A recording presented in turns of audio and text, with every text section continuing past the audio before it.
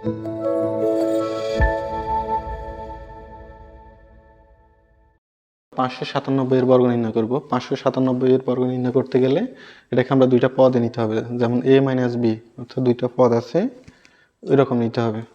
তাহলে 597কে আমরা বাংলা লিখতে পারি 600 বিয়োগ 3। 600 বিয়োগ 3 নেওয়ার কারণ হচ্ছে আমরা এরকম সংখ্যা নিব যাতে জিরো আছে, জিরো থাকলে আমাদের হিসাব করতে সুবিধা হয়। তাহলে 600 মাইনাস 3 এর বর্গ, 600 মাইনাস 3 হোল স্কোয়ার। তাহলে a minus B whole square সূত্র মতো করে আমরা এটা লিখব। তাহলে 600 square minus 2 into 600 into 3 plus B জায়গা হবে 3 স্কোয়ার। তাহলে 600 স্কোয়ার মানে 6 6 36 আর শূন্য হবে 4টা, মাইনাস 6 দুগুণে 12, 3 12 36, শূন্য হবে 2টা প্লাস 9।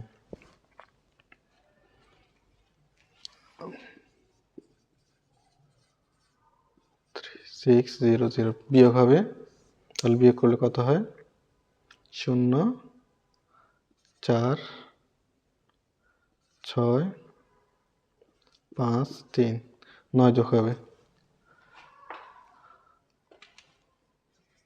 9 যোগ এটা বিয়োগ, বিয়োগ 3 5 6 4 0 9, এটা आंसर।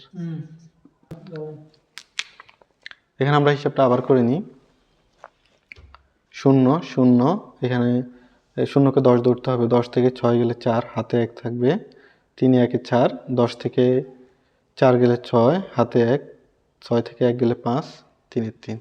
এখন আমরা শেষে প্লাস 9 আছে, তাহলে 9 যোগ করে দিব, তাহলে হয় 3,56,409।